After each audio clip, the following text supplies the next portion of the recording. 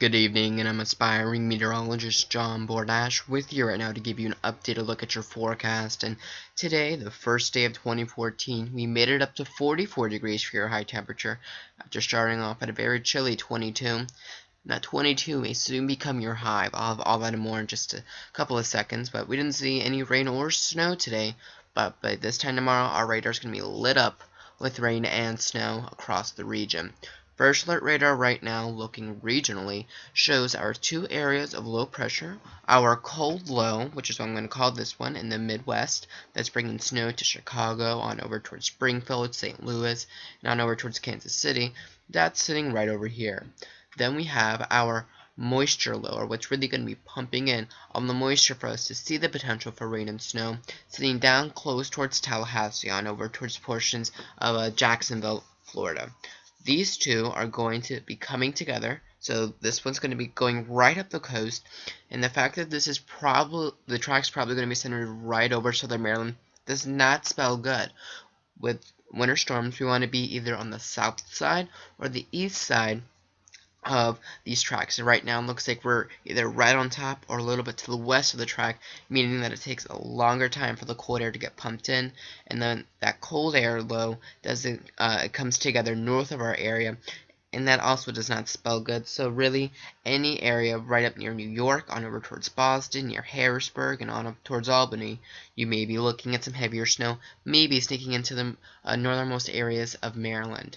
Current alerts right now at 9:30.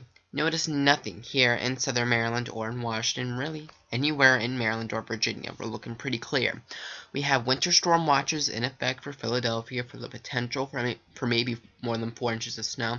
This white you see here on Long Island, those are active blizzard warnings ahead of the storm, as it looks like this is going to be a very windy storm, and they will also be looking at snow up that way. New York and Boston and Hartford, Connecticut, as well as Providence, Rhode Island, all under winter storm warnings at this hour. Harrisburg, PA, on over towards Pittsburgh and back down towards Elkins and Cleveland, and Erie, Pennsylvania, all looking at winter weather advisories for lesser amounts. Now, the reason why nothing's gotten issued in our region is because we are looking at a very uncertain forecast, and as we move forward, this probably won't be a storm that we have 100% confidence of, probably until about 30 minutes before we start to see the impacts. And I'm not saying that to be funny, I'm being quite literal. We are seeing very iffy model guidance, and some models aren't putting snow in our region, others are saying maybe 5 inches, maybe 7 inches of snow. We're looking at a lot of different weather models coming together. It's not really showing all that much consistency or really all that much in the way of guidance.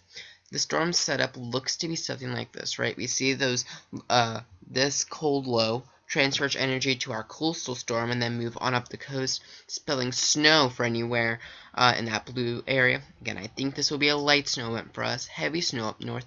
But again, like I told you last night, if we look at that low move further to the south where they combine, we may be looking at moderate or heavy snow, but that does not appear to be the case right now. Here's the updated snow outlook from right here at JB Weather. We're going to go with right around a coating to 2 inches, alright, through the majority of the region. Once you head up through Annapolis on over towards Baltimore, 1 to 4 inches, and then 4 inches plus once you head up towards Philadelphia and back towards the mountains of western Maryland. I think this forecast is a lot of uncertainty. If we look at this storm coming earlier, if they face together earlier, and we look at that cold air coming, we may be looking at 2 to 4 inches of snow. But if they face too late and we don't see enough cold air and we only see about 2 hours of snow, probably closer to that coating, if at anything.